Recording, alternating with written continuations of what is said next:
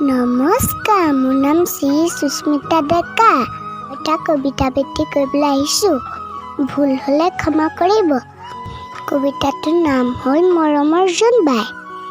মৰমৰ জোনবাই, মৰম ধানি দিয়াচোন, আমি অকণি শিশু। জোনাকীৰ পিঠিত উঠি তোমাৰ ঘৰলৈ যাম। তোমাৰ ঠিকনাটি দিয়াচোন, কপৌ ফুলেৰে তোমাৰ খোপাটি সজাম। ফুলৰ চেউৱে চেউৱে বিহু নচুৱাম।